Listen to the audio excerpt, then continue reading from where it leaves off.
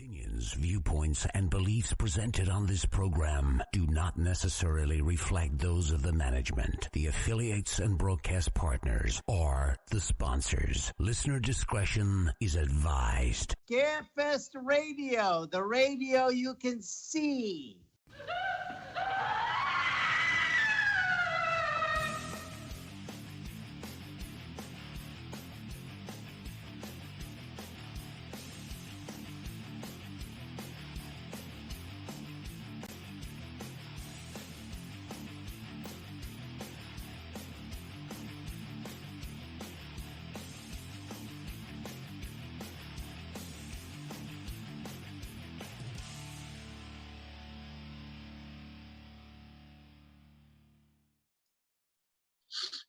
And hello and good evening, everyone, and welcome to Scarefest Television.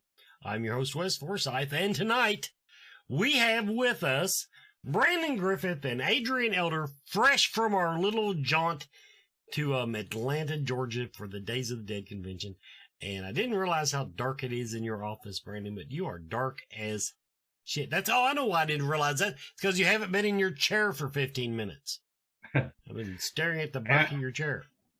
It's my planning because I look sexier like this, I think. Oh, okay. Yeah, well, you do look kind of mysterious now that you mention it. The shadows take away from my double chin. So, everybody, what we're going to do tonight, we do have celebrity announcements. We will drop them at the bottom of the hour, as usual. Probably close to the commercial break, but that's not guaranteed. That's not guaranteed. I got hell a week or two ago or a couple weeks ago because I did the announcements on time, but I didn't do the commercials on time. So apparently it's a thing. It's a thing. Anyway, what we're going to do tonight, this is your leadership council minus Nicole Griffith because she always takes over the conversation and I cannot get a word in edgewise. But what we're going to be talking about is where we are in the planning stages of the Scarefest. Now, Brandon, first off, because it has been a hot topic in the Scarefest group chat, would you please, one more time, explain to everybody where we're at on the hotel situation? Yeah, I had that on my agenda tonight. So, well, I want to lead with that because it's bugging the piss out of me. Well, and it's bugging the piss out of me too. So, we've had Scarefest for 14 years in downtown Lexington. Every year we've hosted, with the exception of one that I can think of. All of our hotels have been at the Hyatt and the Hilton. And if you backpedal to when we had to change the dates, because we've gone, I think since Scarefest started, like we've gone in September, we've gone in November, October, but primarily we've stayed in September. Now, when we were forced to move into October, which personally I like the dates better, that changed the dynamic a little bit. Because you have to remember that Lexington is a horse racing town, and Lexington in October has Keeneland, and Keeneland is a big horse racing thing like out on Versailles Road, and so the hotels are a little bit more difficult to work with. None more so than the Hyatt. And I'll be honest, if anybody from the Hyatt listens to this, I'm extremely disappointed in how they're handling this. Because you would think, after 14 years of paying somebody in excess of $50,000 or $60,000 a year, that you would get a little bit more, I guess, assistance or I don't know, like that kind of personal connection, but that is not the way the Hyatt Regency works in Lexington. The Hyatt Regency honestly could give two shits about that or any long-standing relationships.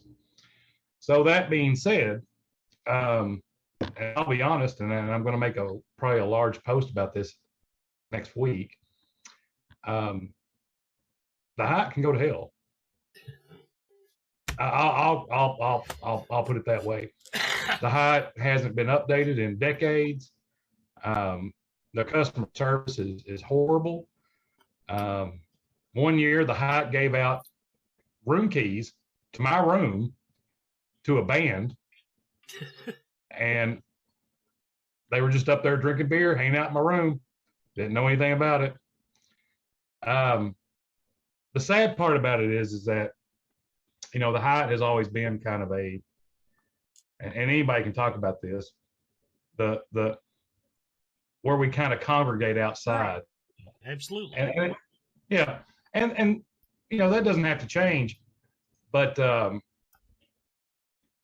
I'm really not about giving them money at this point, and I'm really not about trying to work with them to a great extent. That being said, the Hyatt can go to hell. We are booking platinums at the Hyatt. I will not be staying at the Hyatt, nor will I be staying there anytime soon. Just throwing that out there. The Hilton, on the other hand, is a lot easier to work with, and at this point, I'll be staying at the Hilton. Now, the Hilton's been updated in the last couple of years. The one thing that everybody's going to talk about is that, you know, the Hyatt is a little bit closer, about, I don't know, 50 yards, if, you know, give or take. But the Hilton is actually going to have a pedway built onto it this year that connects it to the convention center. The Hilton's a better hotel. I'll say it. The Hilton's easier to work with. They're a lot nicer. Their customer service is a lot better. Their room prices are on average, though, about $20 more a night. But you get a lot better service, and it's a lot better place to stay. So that being said, the Hilton will give us a fan block. We'll be posting that next week. The Hyatt will not have a fan block this year. So we might as well just wrap our heads around that.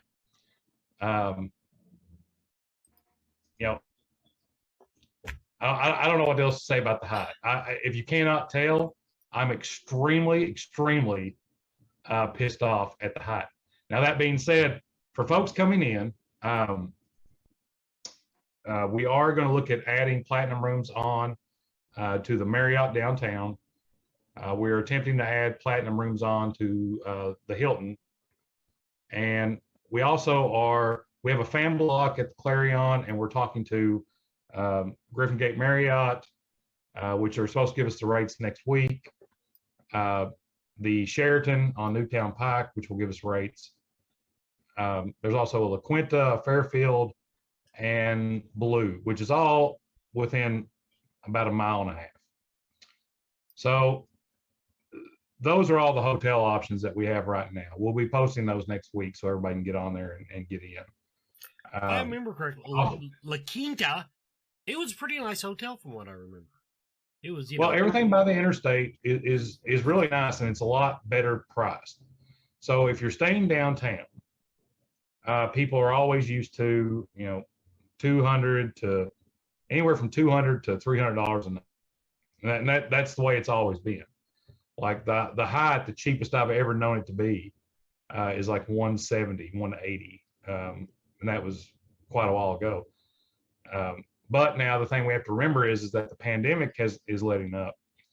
You know, they lost a lot of revenue, and I'm pretty sure they're looking to build that back.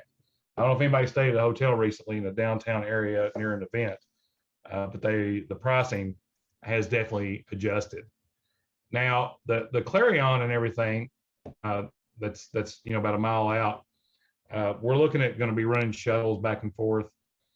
If we add platinums on, then we'll be offering, you know, it'll be cheaper to go through us, I think, at that point, because we'll make sure that everybody gets there. We'll make sure that their rooms are sorted away. They don't have to mess with anything.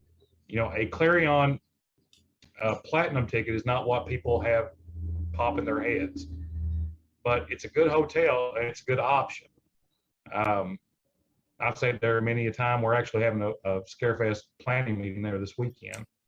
So obviously the price would not be the same as it is for downtown, and I think that you know that'll be reflected if we're able to work everything out. And I will tell anybody that stays at the Clarion, their little restaurant up front is excellent. Try the fried banana pepper rings. Mm-hmm. There's my endorsement. So there. I've always, as far as hotels, just looking at it from a hotel standpoint, I've always liked the Hilton better than the Hyatt. The only, if I had to criticize the Hilton for anything, I think, I stayed out on Winchester Road at, I think it might have been Hampton Inn, but it's one of the hotels out there. And like, you could have like 3 other couples stay in your room and you'd never even run into each other. The Hilton, the size of the room has been my only complaint ever. Now, I will say they have some of the most comfortable beds in Lexington. So it's a trade-off there. But the Hyatt, to me, when they lost the connection with the center, like, it was nice. I think a lot of people want to stay at the Hyatt because that's where celebrities were staying. Right. And then also you were able to take the elevator all the way down to the bottom floor, and then you were at the convention center. That doesn't exist anymore. It's 2 separate buildings. Yep. And so I'll be honest with you, unless something changes, I don't see us using the Hyatt a whole lot after this year. Like, I'm going to house the Platinums there, and that'll be about it. I think after that, we'll wash out because it's just not. It's not worth it. No, it's not. In all honesty, like it's yeah. Like the thing with me is that if I'm doing business, and I'm a return business person, the same way as somebody buying a ticket to Scarefest. They invest in Scarefest, and they do it year after year with the understanding that, there's some there's communication there. There's, we're doing our best for customer service. The Hyatt doesn't have that. They don't care. The Hyatt could care less if a Badger convention comes in. Like, they just don't care. And would you agree with me, right before we go to the commercial break? To me, though, this is not all of a sudden. I want everybody to know this has been a snowball effect that Yes. I've remembered from the early days. It seems every year they got a little bit harder to get along with until they tore down their little walkway into the convention center, and then it was like, Okay. it reminds me of a kid holding their breath. Well, everybody has to remember when the convention center got disconnected from the Hyatt was their catering service, basically. Yeah. And when that disappeared, the convention center didn't renew their contract with them for catering services. And the Hyatt lost an exponential amount of money off that contract. And so who gets the battering on that? Scarefest, or anybody else is trying to book I don't want to light in here. No, but you can't see your face in the camera.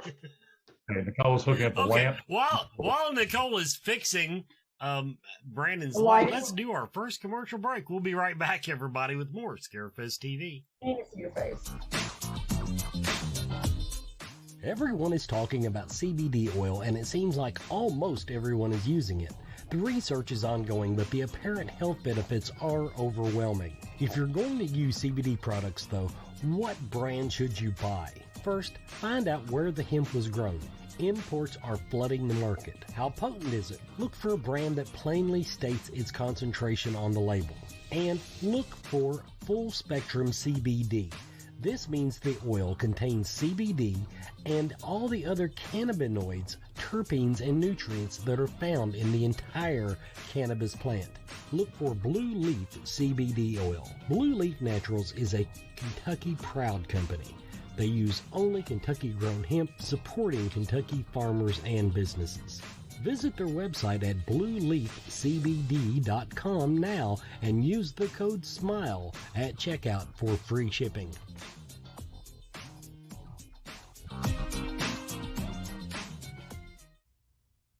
No, you were in a dark hole.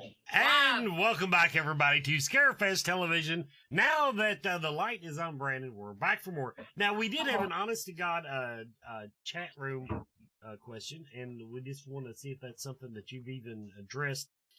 It actually, the exact question is, you guys gonna get a decent discount on rooms for vendors?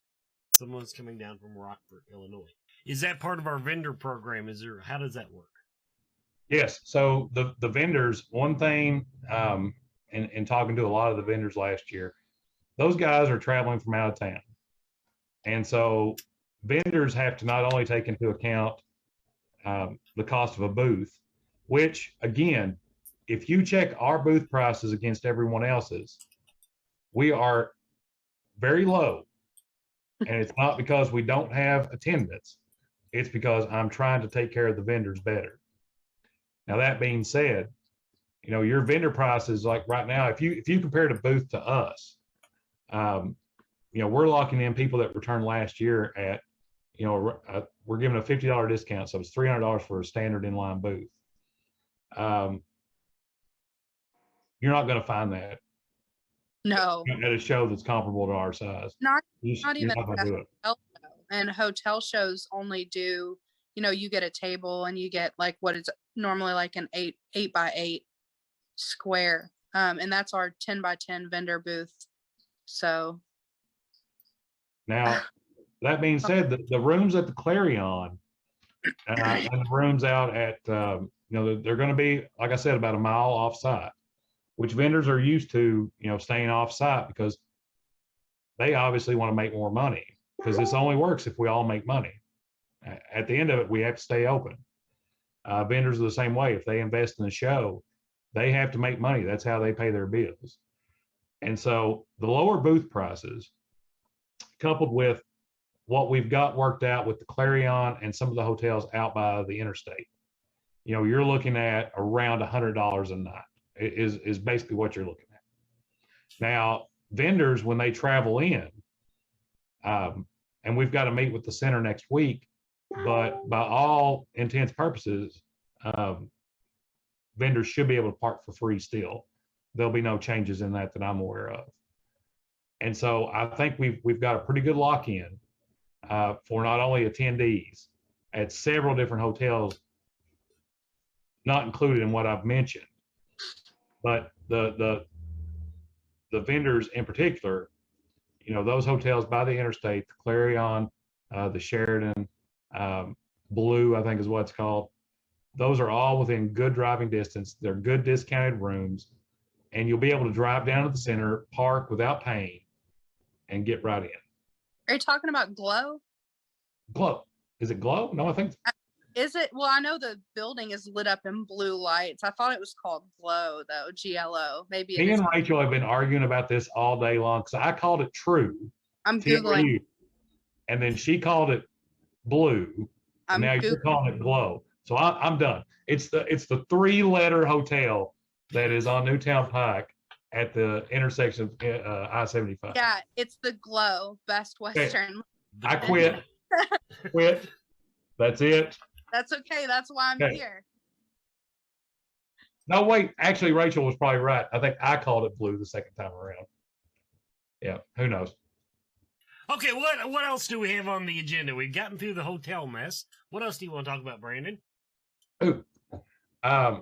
So we talked about the hotels. I'd like to talk about, we sold out Platinum so far. And so the Platinum thing, like I was talking about earlier, you know, trying to extend that out to neighboring hotels in the Marriott, because I had made a post about that. So we'll make more announcements about that next week. But we are going to do our best to extend that out to everybody. Fan blocks will go up next week.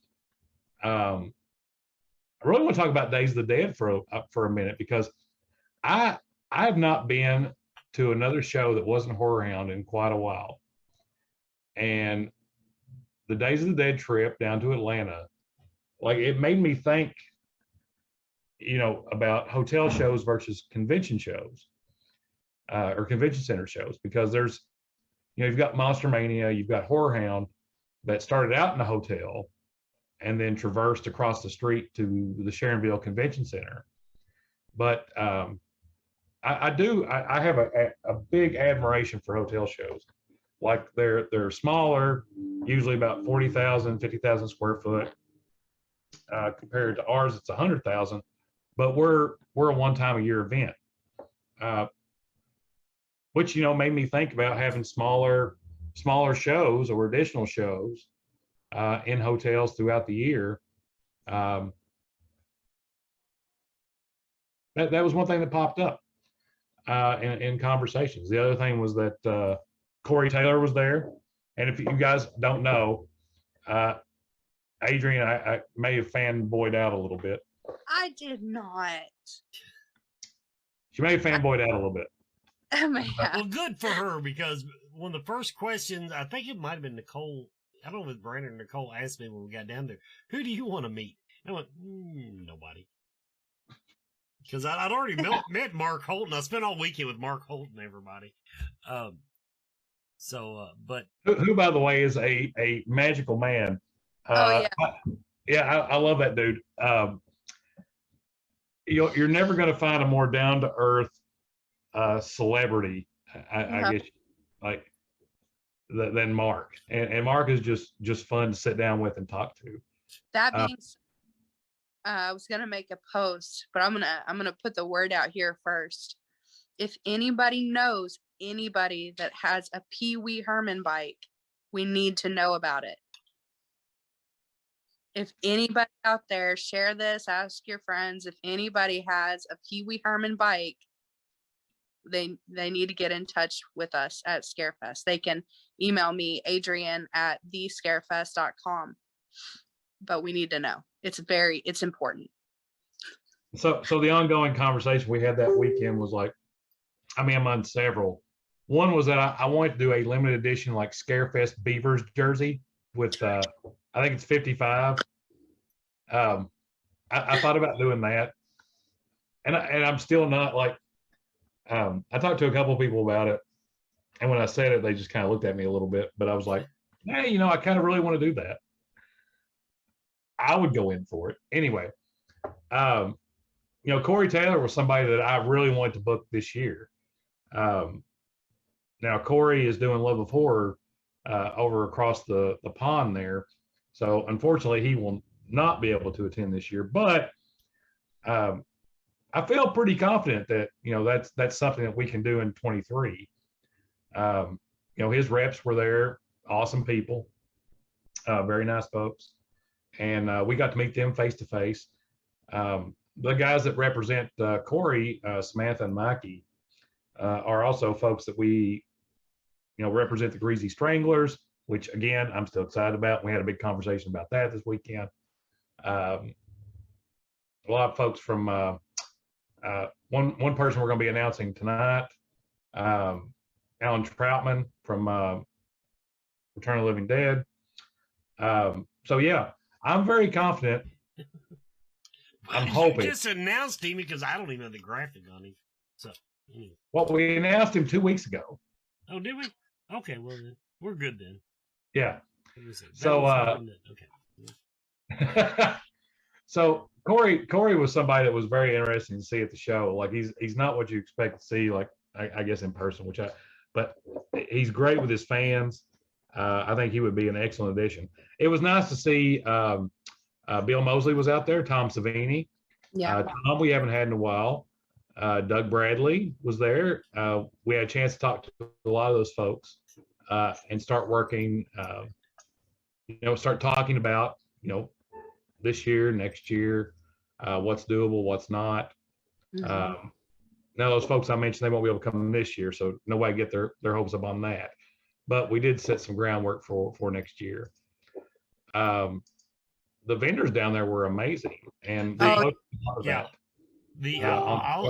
with you. The vendor show was off the hook. Just enough variety, but nothing was really off topic. No, it was awesome. It made me think, like, because we've got, now don't get me wrong, Scarefest has a lot of great vendors, like our guys that come year in, year out. Terrence, Dan's Card. We had a lot of there were several people that do our show that were at Days of the Dead also. Yeah, a lot of crossover.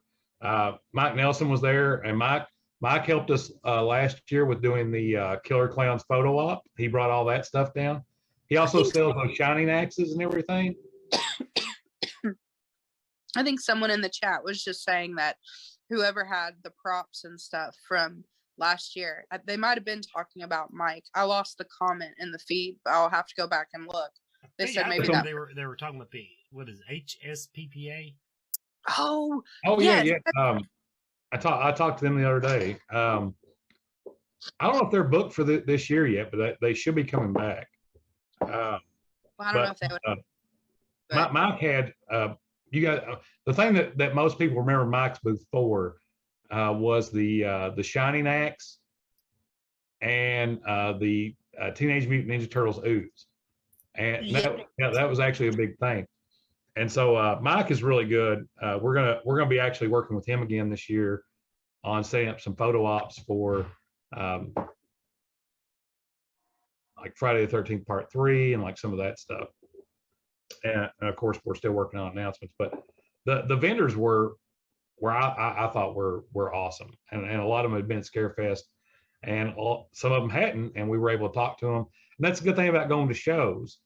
You know, everybody knows what Scarefest is, and it's.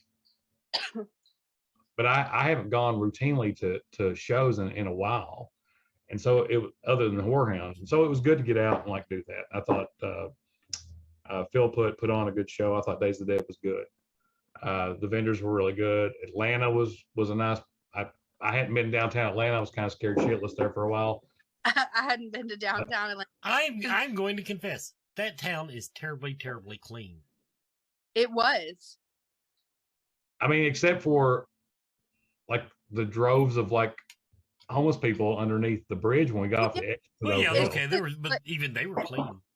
As soon as you got off the, there was like a row of tents, but like Wes said, so there wasn't like a lot of litter. It wasn't crazy, and then it was like the hotel was just very, very close to that. So I was a little nervous, but when we got there the first night, there was a club right across the street, and it just like looked like this nondescript kind of building. And they're like, oh, tonight, you know, later on tonight, that place is going to be packed. There'll be a line down the block. And oh, there was a shooting there 2 years ago. Okay. So Saturday night, everybody wussed out and went to bed. Brandon and had a really great time on Friday night. So Saturday night they went to bed, and then they kept Nicole up all night Friday. So she ended up having to go to bed early. So I was the only one left down to watch the band play. And after they played, I stepped outside for a minute with some of my friends that were there, and some asshat, and I really hope I never find out who did this, set off a fucking M80 right in front of they've been doing that all day there. I did not know. I hadn't been out there, and I was just like immediately, because someone had just said, there's my F-bomb for the show, I'm sorry. And someone had just said there was a shooting there 2 years ago. So I was outside, you know, it's like 1:30 in the morning, and then there's this really loud pop, and I was proud of myself. I didn't duck or scream or anything. I was just like, I was so mad though. But yeah, one of the things, Days of the Day, like you know, also like they had Billy Zane there, and Lisa Zane, and Merv from Impractical Jokers. Yeah. That was cool. You know, Doug and Corey by far, and Bill and Tom, you know, had tremendous lines. Mm-hmm. Kane was there, had a huge showing. It was all around, like I enjoyed it. There was a lot of things that, like, we went down there with the mindset of, you know, if you're not, you can't just have a show and go to just your show. Like, you can't run something like that. Like, you've always got to get out there and just kind of, you know, meet people, see what other folks are doing. And, you know, a lot of times when one convention goer goes, or one owner or promoter goes to another show, like, they go down with a handful of cards and they're throwing them out to everybody and just trying to be like, okay, you know, don't go to this show, come to our show. And that wasn't what we went down there with the mindset of. Like, I didn't take a card with me. We just wanted to go, have fun, meet people, see how Days of the Dead ran, which they ran, you know, really well, and just, you know, have fun. And that's what we did. And it was a good time. You know, it does, though, make you appreciate, like, not saying that we do things better or anything like that, but it does make you kind of appreciate, like, a large convention show where you've got a lot more vendors and you've got a lot more celebs and you've got a lot more kind of going on because it's a one time a year show, so obviously you got a lot more, invested in it. But I think the one thing that like our big show has that's relative to that is the connections. Like everybody at Scarefest kind of knows each other. Everybody at Days of the Dead really knows each other. And, conventions are like, mechanics or doctors. You find a good one that you're comfortable with and you kind of stick with them. And that's, a lot of the folks that were that were there that weekend, like that's kind of their mindset. I understand that. I think we learned some things. I think we also saw some things that we were doing right that, I feel confident in. But if you're not learning, you're done. And so that's kind of the point of it. Okay. Before we go to commercial break, I'm going to point out, as Nicole Griffith pointed out in one of the chat rooms, I was so impressed with the vendors, I actually went shopping. I still didn't spend a lot of money compared to what other people do, but I actually did spend money. So Nicole's made fun of me about this like the entire weekend, but I bought this, and this guy puts it's on a skateboard deck, and so this is what I miss about going to shows because I hardly ever get to shop at Scarefest. I managed to buy a few things. I went around and I found Lost Boyd, and Lost Boyd kicks ass. I really like Lost Boyd. I will be putting this up in our office, but I just wanted to showcase this. And the guy that does them, he has a lot of really good work. I think he's been at Scarefest once before. I really want him to come back next year, but I'm going to post some stuff, some links to his work. But I was desperately trying to get Scarlett interested in Garbage Pail Kids. Not having it. But she did wear the Toxic Avenger mask that she bought. Like a boss. Yeah, she did. That was awesome. She bought like a bunny rabbit backpack and a Toxic Avenger mask, and she wore them both, and she rocked it out. It was great. Oh, well, before we go to commercial break, Brandon, who was that guy in the bar that came and sat down with us who was in the suit? He looked like he was from the mob, and he was like, I'll pay $100 to ride that skateboard. Oh my God. Yeah, he didn't notice it. He didn't notice for some odd reason it didn't have wheels. And Brandon gets the skateboard and he's like, basically he puts it down in his lap and he's like, I'm going to be really polite, but also tell you how wrong you are, that this is something that I could do right now. So it doesn't have wheels on it. He mansplained the shit out of this guy. It was so funny. Yeah, it was some guy. I can't remember his name. I got his card. I mean, he was a nice guy. It was kind of an asinine question, but he's a film producer of some sorts. But he was straight up dressed like Don Corleone. Yes. And I think he even had on the striped shirt with the all white collar. That was an experience. I loved our little cubby hole that we had there, though. People kind of flocked to it, and we were having conversations about running a show, and we were talking about Corey Feldman years. We were talking about the time that Christy Swanson stole Robert Englund's ride, and we were just kind of bullshitting about all that stuff that we had gone through, and people just kind of started coming around and listening, which was funny. So we start telling more of those stories. Yeah, we've seen some shit. Well, everybody, when we come back from the commercial break, we will have your celebrity announcements for tonight and a few other little tidbits. Be right back.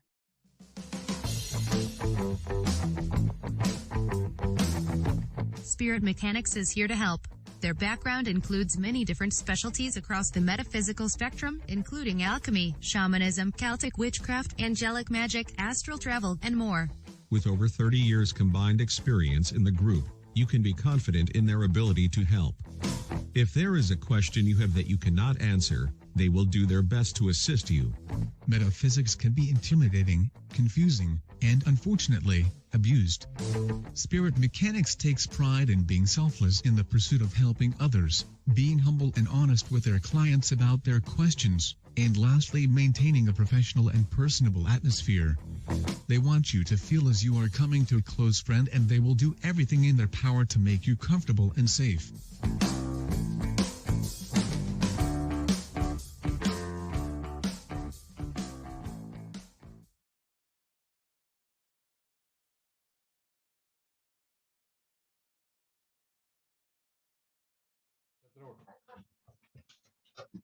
And our first guest announcement for Scarefest 2020 of the evening, Marcia Dietling. I hope I'm saying her name right, Marcia Dietling. And this one is very special to me. Of course, you all know her from Return of the Living Dead 2, but I'm going through her IMDb here. My mother probably knows more about this lady than I do, because she's been in Matlock. I believe I saw where she was in the cop show. What's it called? The Blue Bloods.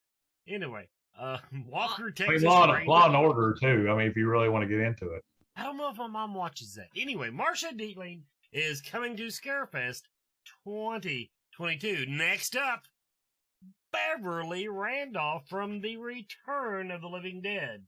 Also seen in Death House, The Witches of the Sands, No Solicitors, but the Return of the Living Dead, shaping up to have a good little group from that franchise also. And, it's funny. We were talking before the show. I feel like I've seen her in more stuff, but her IMDb does not have that. But, I mean, is she just that recognizable, or? She's also a total sweetheart. Oh, I have no doubt. I'm just saying, I pulled up her IMDb and I said, I thought she'd done more than that. Anyway, Beverly Randolph coming to Scarefest 2022. While we're on announcements, let's talk about, hey, volunteer for the Scarefest. I had a guy, I'll tell you the story when we come back from the announcements. But anyway, had somebody say that, I could help. I'm not doing anything.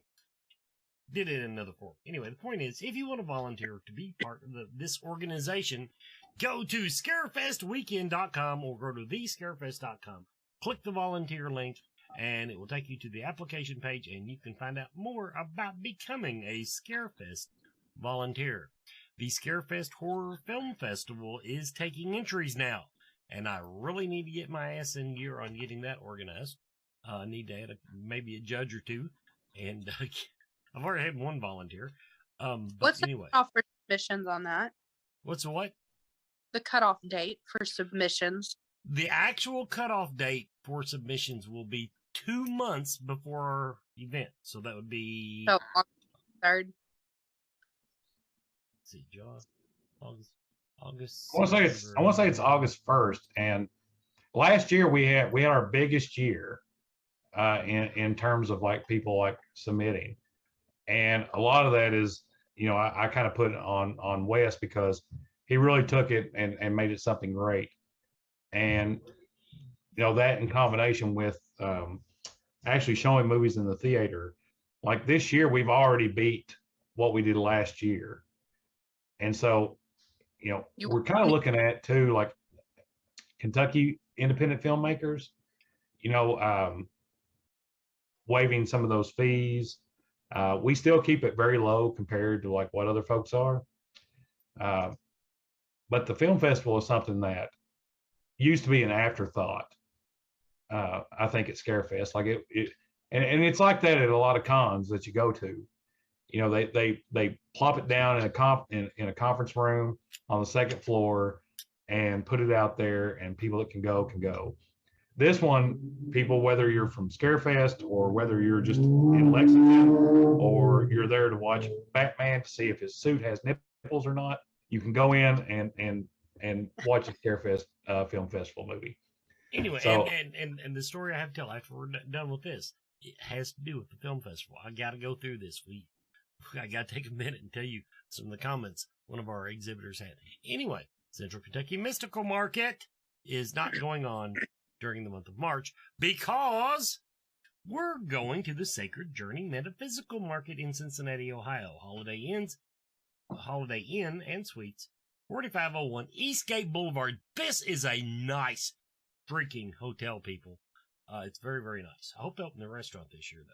Anyway, sacredjourneymarket.com, or look up on Facebook. That's coming up the 19th, Saturday the 19th. We'll be talking to them on the 18th about the little expo, but keep that on your calendars. Now, before we go on, and I pulled it up here so I can actually find the guy's comment.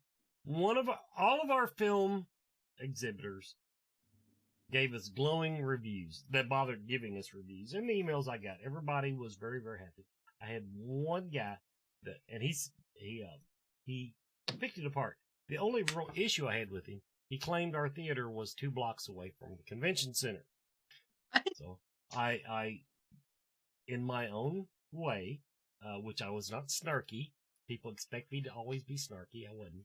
I explained to him, though, that it was actually on the same block, just across the street.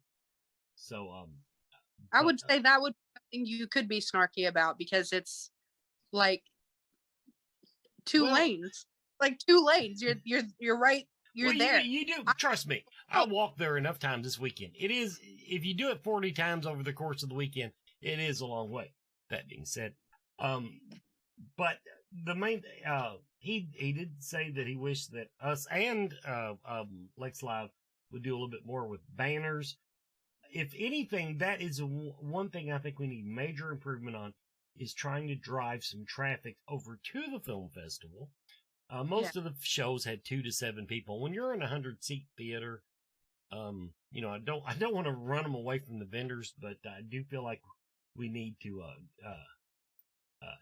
figure out some way to get that. Now, the one thing that terribly, terribly disappointed me, though, he said he asked some of our staff about the film festival, the location and scheduling, and he said everybody he asked knew nothing about the film festival. And assuming that is true, I am going to absolutely ream everybody during our upcoming Zoom meetings. Anyway, but that was just, but he did offer to volunteer, and so I gave him the link and said, hey, dude, we'll take the help. We would love to have a dedicated person that sit over with the movie theater and make sure everything goes smoothly. So, well, you know, one of the things that we can do, that if anyone has checked out the floor plan for this year, and we haven't discussed this at all, this is just me spitballing right now, which is what a lot of the planning meetings end up being. But we have 3 areas this year where we're going to be able to have like entertainment and panels and speakers and stuff. And it's all still going to be on the floor, but it's going to be spaced out now and a larger than it was last year. One of the things we could do is start showing like snippets of films and having like actual like projections up. You know, obviously signage and banners and things like that, but actually showing like previews and snippets on the con floor. And we can also do that on the monitors that are coming in. So like when you guys walked in last year, like we had these big, huge thing over top the door with 3 monitors on it. And so I think there's ways for us to do that this year. Because anybody on here can tell you, like I wasn't a big fan of like splitting things off, like having the film festival across the street from the con. But I think it's better than you throwing a projector in a room that nobody's going to get to in the middle of the convention center.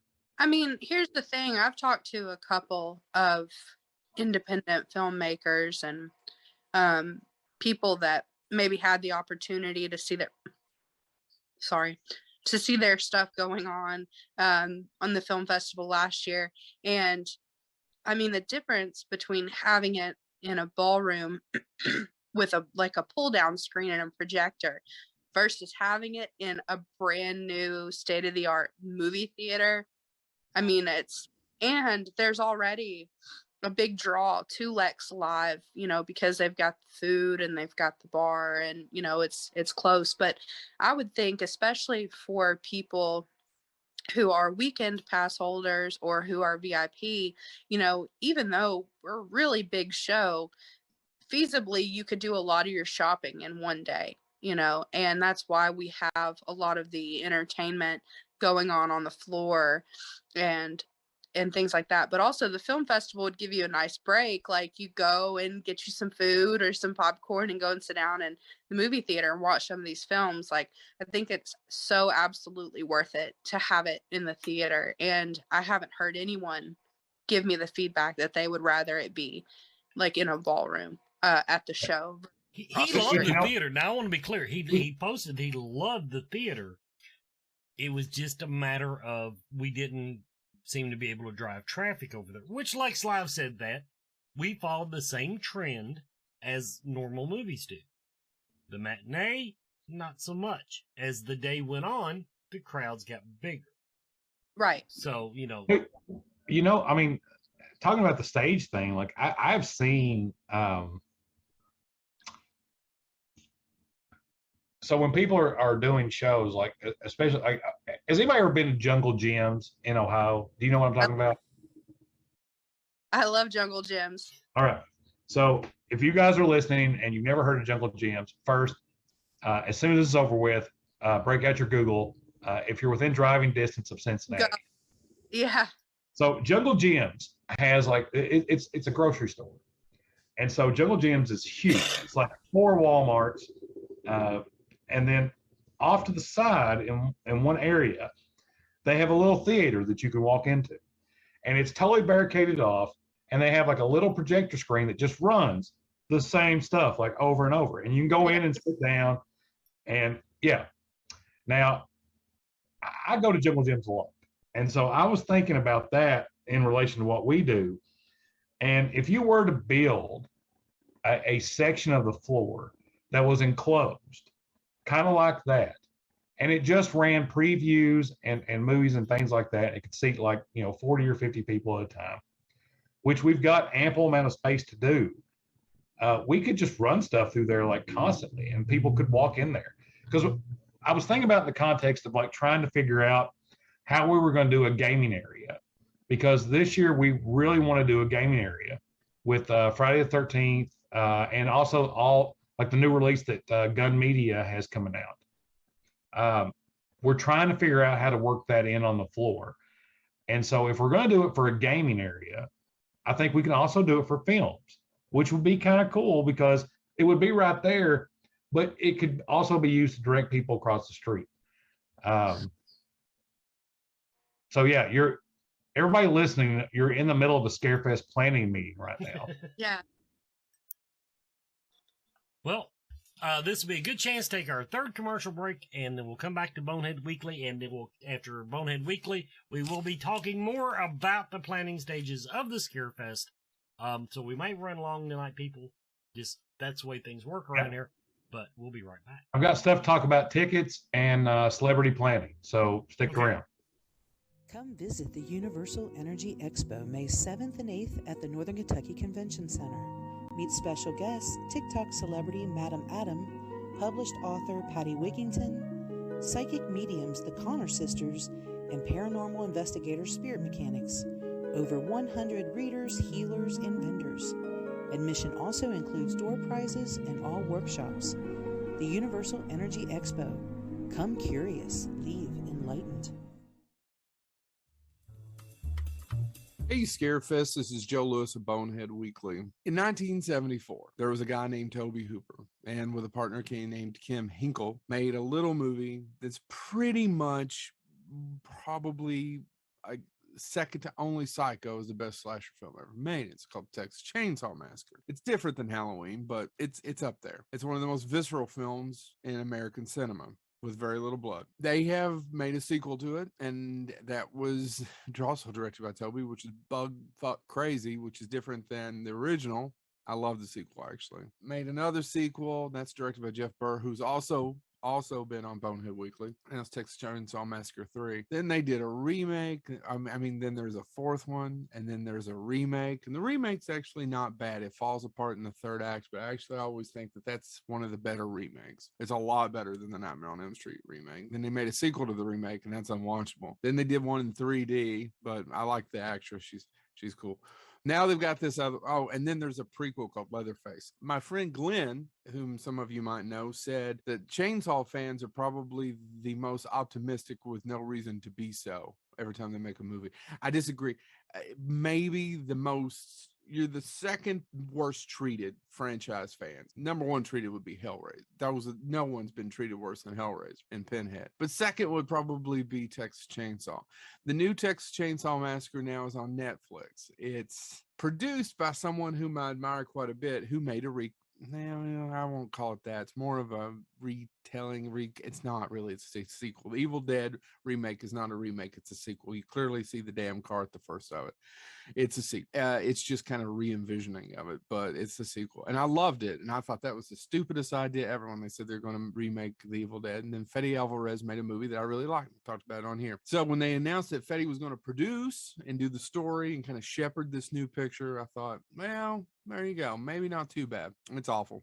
If you know a little bit of the history about this, the original two directors were fired in the first week of shooting in Bulgaria. They brought John Larroquette back now for the third time to do the voiceover at the beginning. He is also doing the voiceover in the remake. And we find out that these young kids, these influencers, have bought a town in Texas that they're going to sell off bit by bit, and they're kicking everybody out, and then most people have already left, and it's a dead town. For some odd reason, the orphanage still has a lady in it, and Leatherface is still in the orphanage, which makes no sense if this is a sequel to the first one. She don't make it. Spoiler alert. That pisses off Leatherface, and he goes to killing. The most unbelievable part of this movie, I mean, by a long shot. There's two, but the most unbelievable part is that later, after Leatherface goes through a killing spree, and there's a couple of good kills, he takes a sledgehammer and starts beating into the wall of the orphanage. And you know what he's going after.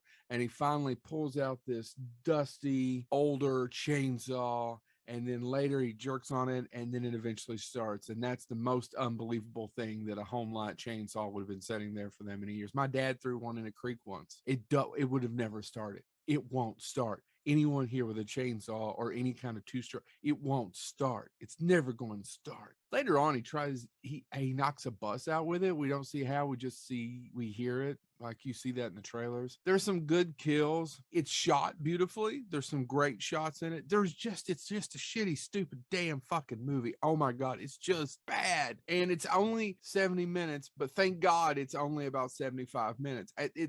They say it's 82, but those credits are stretched. And then there's a little thing at the end, those little teaser post credits, if you want to watch it. They bring back the final girl. They steal all this from Halloween, the Halloween kind of reboot reimagining we had a couple years ago where they brought Jamie Lee back. They steal the same thing. She even has same damn hair. It doesn't work. It's so stupid. So many people could just shot Leatherface in the head and just been done, and it just is agonizingly dumb. But there is a scene where he massacres a bunch of people on a bus, and it is pretty gory, and that gets us fun. I don't know. I think I'm getting old, folks, because I just don't actually want to see gore for gore's sake anymore. If it's part of the plot, or if it's funny, or if it moves something along, I guess. Did I like the new Texas Chainsaw Massacre that you can watch on Netflix right now? No. Can I recommend it? No. Have you probably already watched it and now are either saying, Joe's correct, or that fat asshole? Yeah, that's probably already happened. You've probably already seen it. That's the reason why this review is coming so quickly afterwards. It's because most of you have already seen it. Did some of you like it? Yeah. Why? I don't know. And some of you have been posting, please stop shitting on it. I mean, I haven't. So this has been Joe Lewis, the Bonehead Weekly. Avoid the new Texas Chainsaw on Netflix. Go watch the original one. Go watch the Bugfuck Crazy Part 2 one that he did for Canon. See you next week. And welcome back, everybody, to the final segment of Scarefest TV for March 4th, 2022. I don't think I said that at the beginning of the show, and I say that every episode. Anyway, the point is, okay, we got a couple more things we want to tell you about. Brandon said he had a couple more talking points, so we'll get right into them. Tickets. You brought up tickets, Brandon. What's your update on tickets? Yeah, so the first thing I want to talk about with that is early purchase specials, which they're on the website as tier 1. Those are going to run to June 1st. So I want everybody to keep that in mind. Now, our ticket prices, I want everyone to still remember, we are way below the average, and there's a reason for that, and I'm trying to do the best I can with it. You guys have to remember, if you want celebs and you want all these things, yeah, money drives the show. I don't take ticket sales and then run off to Barbados. Those are all going back into the show. So we've made the ticket prices pretty competitive. I don't think anybody can argue that. But those early specials are going to run out June 1st. Okay. After that, they're going to go back to the same prices that they were last year. Nothing I can do about that. Now, people can still buy tickets the day of. We're one of the only shows that is not, I'm not going to increase the ticket prices the day of the show. I've had people tell me I'm crazy, and I've had people tell me I'm a genius for doing it. But what it all boils down to is, if you find out about Scarefest the day of, or you're walking by, I'm not going to charge you an extra $10 to come in that day. So it is what it is. But you Nicole $10 disagrees with me on it. I don't raise the door prices, and I'm not going to do it this year. She can yell at me, and I may do it next year. I don't know. But buying online is always going to be the best way to go. And let me tell you why. Because, yeah, she's yelling at me right now. Look, I understand that, like, ticket prices are insane at some shows.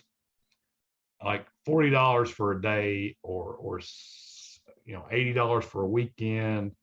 Like, all that stuff, like, just seems crazy to me. And then on top of it, once you get in, like, celebrities ask you to pay an autograph price, and, like, there's just so much stuff. But at the end of the day, we have to run a show.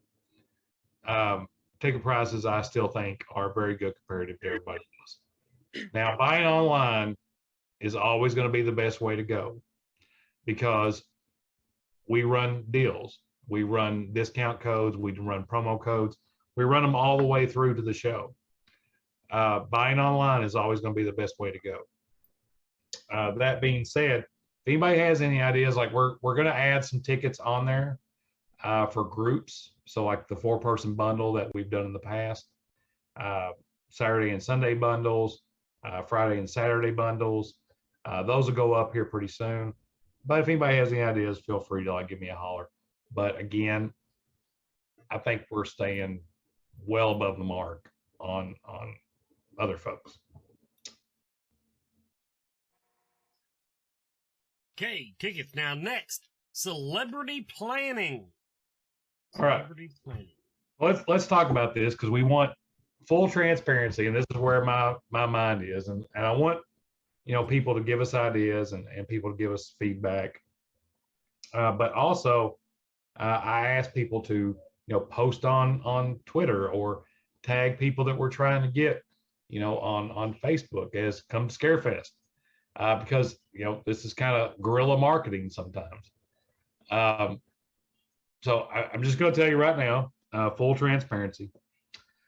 One person I've been trying to book for the last 4 years, and I will never give up, is Alice Cooper. So I've wanted to book Alice Cooper since 2017. Now, it wasn't an option before. It is an option now to get there. We don't know for sure. But it's something that we are in ongoing conversations about. Now, if it ends up not happening, I will be heartbroken and I will cry myself to sleep. But it does not hurt for everyone to get on there ever so often and maybe shoot a tweet out at Alice Cooper, hey, you should come to Lexington. Yeah. Because the guy that reps him is a very cool guy. We've talked about it for going on what 3 or 4 years now. This would be a good year to do it, and we've got a lot of folks from we have 2 confirmed people from part 6. We could do more if Alice chimes on, and I would be really proud about that photo op. So my head right now, just so you guys are in the know, I am 100% on Alice Cooper, and if he doesn't show or we can't work it out, I'm seriously going to cry myself to sleep. But I want you guys to know that I'm trying, and we're having those conversations. The other thing is that Friday Part 3, which is the 40th reunion this year, which, sorry, Kane, Part 3 is my favorite one. It was the 3D version. Like, it's totally badass. Our friend Terrence Muncie is working up special posters this year, limited run, that are going to be 3D. So we're going to have 3D glasses for people and 3D posters to give to folks. And right now, we're probably going to run those just on VIPs. But I think it's pretty badass and it's pretty cool. And he showed me a part of the poster that he was working on at Days of the Dead this past weekend. And it's pretty cool. Like, I like it. Now, that being said, there's a lot of folks from Part 3 that we're still working on. So Dana Kimmel, a lot of folks, like, I'm blanking on names, but the center group of folks that were in Part 3, some of them haven't done shows before. Some of them, it's been a long time. Dana's one of them. We are still in conversations about having more Part 3 guests. My goal is, and I think we can get to, at least, 3 or 4 more, which would be pretty awesome. And it would make for a really good photo op. And if anybody has a van or knows of a van like they use in Part 3, I am 100% on board with that still. Now, Return of the Living Dead. So you guys have started to see some movement on that. I'm a huge Return of the Living Dead fan. When I first found out about Scarefest was when they were showing Return of the Living Dead as a midnight movie at the Kentucky Theater. And I thought it was absolutely amazing. So we've got Tom and Alan, Beverly. We may have one more person from that we can announce soon, that I'm excited about. But yes, Return of the Living Dead, like we're looking at that. We have more guests for Return of the Living Dead Part 2 to announce. Now, Part 2, in all honesty, wasn't as good as Part 1, but Part 2 is still pretty awesome. So, and Tom was in both of them. And so that's one direction we're going in. Another conversation we had was My Bloody Valentine. My Bloody Valentine had their 40th, I think, was during the pandemic, and so nobody had them out during that. So we are also thinking about that, and also wanting to see what people's thoughts are on Monster Squad, because that's 35 years this year. So these are all possibilities that I want folks to chime in on and tell me what you think. All of them are ones that I'm interested in, but it's my show, but everybody's investing in it, so we want to make sure we're doing the best for everybody. So I want feedback on what you guys want me to do with that. I know a lot of people talk about Robert Englund. We've put that out there. Robert, we haven't heard back. Robert's one of those guys that we had in 17. He had a great showing. We don't know when we'll be able to get him back. But another thing, somebody says still, like, I want to do a Part 3 reunion, and all the Part 3 folks are booked at level 4. one thing that, a lot of people don't take into consideration when they ask for these big guests. Now we've noticed, because we pay attention, when people that we've had before and we're looking at getting again, like Robert, we pay attention to what they're doing at other shows, what their prices are, how they, what their crowds are, things like that. Robert's prices have gone up exponentially since he was last at Scarefest. And one thing that does is when you're looking to book a lineup. So we have in the upwards of 50 or 55 celebrity guests at Scarefest some years. On the years that we bring in folks that charge a lot of money, you have to look at kind of scaling that number back, because so much of the revenue of the show is going to go to that one person. So that's why you only normally will see one, maybe two headliners at a show, and then you'll have like sub headliners or supporting cast with them. And then, we try to get in a good mix of, other things, and musicians or a wrestler, a porn star here or there, just to keep things spicy. So when we look at booking that, we kind of have to structure the entire show and the entire guest lineup for that year around one person.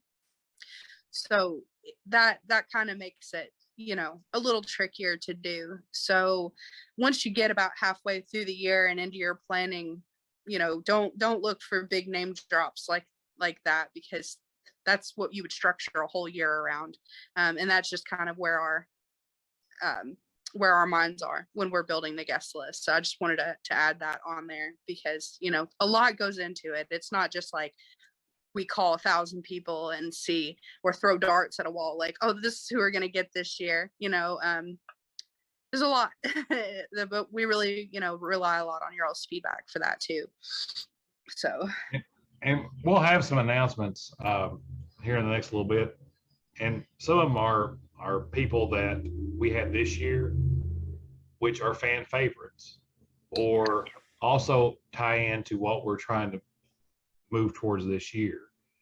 So I want to remind everybody that, when we're announcing people and they've been there the year before, it's because they're either tying into the direction that we're going in for this year, and we want to bring them back so we can get a reunion photo. But a lot of the people last year, like we were still in a pandemic, and so as good of the numbers we had, as many people turned out, which was the best year I've had.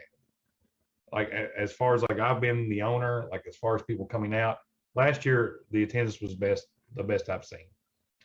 A lot of people weren't able to come out still because of the pandemic, and so they've asked for people to come back that were here last year. And I mean, I'll just put it out there. I didn't get to see Linnea last year, and I'm really sad about that. And so she may be somebody that we have come back this year as an example. Maybe. And yeah, maybe. I don't know. We'll see. But it would be pretty awesome if she did, I think. And I really didn't get to meet her. And Linnea, if anybody ever shares this video with you, then I really hope to meet you next year if we can work it out. Another thing I want to say, because I don't know how long you all plan to be on here, and I don't want to forget. I did see someone in the chat, Jake Godbold, asked if we were going to have a burlesque show this year. So I don't want to really get into this, but I want to put a bug into everybody's ear, because I know Nicole is watching and in the chat room. We want feedback on entertainment. Yes, we want feedback on entertainment, because we're going to try to make it to where we have a little bit more space on the floor this year for entertainers. So, everybody did a great job, but above all else, Nicole did a fantastic job of lining out some really great entertainment last year. So we need feedback on that, what you all want to see this year, and as long as we can work it in there. Okay, Jake, well, that's not really appropriate, but we'll see what we can do. So yeah, definitely. Now another thing, we've gone back and forth on this, and we knew going into the VIP situation last year that the VIP party, it was probably going to be a little cramped and crowded. All of that is getting restructured. So definitely heard your feedback on that. We had the same feedback, like we experienced it, we were there. And it was more so of we had to kind of show Lex Live what we were bringing, because words don't do justice to you weirdos. So they just had to see it for themselves, and they were very impressed. And we actually rocked their socks off. Yeah. So now we've got a lot more leeway with what we can do with them. Exactly. We're going to expand on that.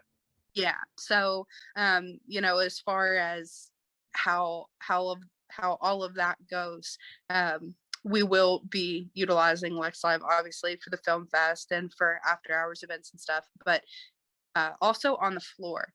We had the aerialists last year. We're talking about, maybe like a magic show. That's something that's been kind of put out there. So just, we want to hear what you all think and what you all might want to see at the show, because we want you to be there all day and, have fun and have things to do all day. So the gaming area, the on-site little theater, escape rooms, we were trying to get some. Did we end up with an escape room on the floor somewhere? Because that was a debated thing. They had one at Days of the Dead, and we weren't sure if we had one at Scarefest. Can anybody tell me, did we have an escape room on the floor last year? No, there was not one last year. There was one there was one in 19. Mm-hmm. Okay. Had someone booked for 21 that was going to be bringing 3 escape rooms. They were the one that was going to get the 10 by 40 section. It was a jewelry vendor and escape rooms. Well, they ended up splitting the business in half. One of the partners took the jewelry and one of the partners took the escape rooms, and neither of them could do the show. Yeah. So we opted out of escape rooms in 2021 because of the pandemic stuff, and just and being in the dynamic of that. Yeah. But it's something that's back on the table for this year now. Yeah. Also, we had a really good conversation the other day about on the floor monster makeup and film production. That would be so awesome. And zombography is coming out this year too. So we're going to have a lot more stuff that's engineered towards masks and makeup and also stuff to help like indie film. Like one of the big things like last year was from the indie film panel that we did. So we're building on that. So yeah, so definitely give us your feedback on things that you want to see at the show, because we are having that. We're having a meeting tomorrow, but we have several of these planning meetings, and sometimes it's just somebody calls somebody to ask a 30-second question, and we end up on the phone for 5.5 hours. You can't contain or control when the magic happens, So let us know what your thoughts are on that. Yeah, Adam, I remember that trailer. That was going to be my next question is, might we look at having some trailers there? We had a game trailer one year too. That had like a ton of consoles and video games in it. When you could roll it in there, I'll tell you what I'm thinking about is if anybody has ever been to GalaxyCon, GalaxyCon when they were in Louisville had a downstairs room that was off to the side, and so you had several they had an entire area of about it was probably 5 rows of 10 screens. And so they're built into each one's connected to a console, and you have a myriad of games that you can select from. What we're trying to do is to have an area where we have multiple gaming consoles linked up to a front monitor, where people are playing as Friday the 13th characters that we've got coming. So like Larry Zerner is a character in Friday the 13th. Like Shelly is in that game. Tommy is in that game. Kane is in that game. The new Gun Media game has Kane as Leatherface. Like there's all kinds of things that we can do with that. And so we've watched as there's other events that have built like events around that, competitions, I guess you could say. Ideally, what I would like to have, if we can get it worked out, is where we're doing that, where you're playing as a character and other celebrities are playing with you. That would be so awesome. Which would be pretty badass if you were able to play Friday the 13th game with Shelly, Kane, and Tom. Like that would be pretty awesome. And we can do that across the street at Lex Live. The issue that we're trying to get into now is trying to get it across the street on the floor so that people can walk into it. Yeah, that's pretty cool. I remember when we had George Romero, one of the things, like, I was at his table with him for the weekend, and I got, almost nobody brought this up, but in Call of Duty, he was a boss on Zombies. I don't know if anybody played that, but yeah. He was boss in Zombies. He'd come up and he was like all electrified with this like big, and he had to beat George Romero. It was so cool. Anyway, so I got to talk to him about that, and I thought that was awesome.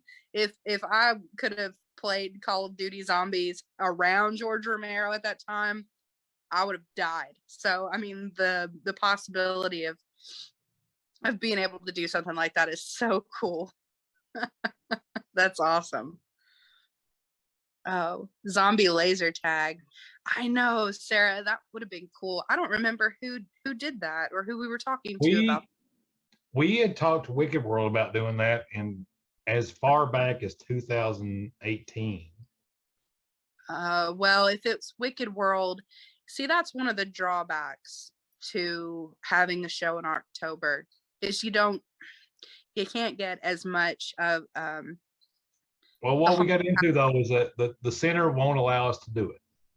Well, but I mean, just, in general, now, because it's in October, a lot of our haunted house folks will actually be working their haunts. And so even if we did have a space to do something like that, we wouldn't have the manpower probably at this point. Although if you're coming into Scarefest, like we did work out last year, and I'm fairly confident it'll be the same this year. If you want to go to Wicked World, we'll have discounts available. If you buy a ticket for Scarefest, you'll have discounts for Wicked World. Because we always partner together, and Dean and all of them always come out to the show. They're awesome. Yeah. Wicked World is always worth the price of admission. Absolutely. So yeah, but as far as us having laser tag in the building, in between like what Adrian just described, plus what the center has told us, it's probably not going to happen. Yeah. Is there anything else, Wes? Are you still here? You listening to us babble? I'm listening to y'all. I'm mostly reading the chat room. Our chat room is at least one of them is off the hook tonight because I'm not getting people's names, so it's apparently not the main chat room. But I'm not fussing because I can see them all. I'm on the Scarefest group one, and that's where Christy, Sarah, Adam, and Jake are.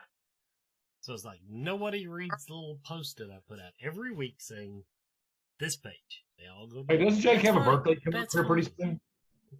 I don't know. Jake, when's your birthday? Feeling it's right after my birthday, actually. The end of May, I believe. The most important group. That's right, Sarah. West Camp. Now, the one thing that came up in the chat room was about, yes, Lex Live is set up for e-gaming, esports, but they are across the street, and we're wanting to figure out some way to do it on the floor. So I wanted to clarify that. And there was something else that I forgot, and this chat room won't let me scroll back. So Yeah, mine So won't let me either. Well, that's the price you pay for watching all the chat rooms, apparently. So anyway, We all have birthdays in May. Larry, your birthday is in May too. That's awesome. Now, I'm this month, and I turned 70. Nice. Oh wait, yeah, that's not accurate. But I age in dog years. It's stress years. Yeah. I already watch Matlock and go to sleep at 7:30 if I can. AM or PM? PM. hey, I do that anyway. And I'm a young buck, as everybody knows. Okay, Yeah. I think that'll be our show for tonight, everybody. We filled you in on some of the planning. You basically sat in on what I sit in on a Zoom meeting every 2 weeks. It's just like this. So, anyway, next week, Tom Matthews is scheduled to come on the show. Yay, Week after that, we'll have people from the Sacred Journey Market. And then the weekend of Lexington Comic Convention, we will not have a show because presumably I will be somewhere Friday night. So anyway, that's our show, everybody. Check us out next week.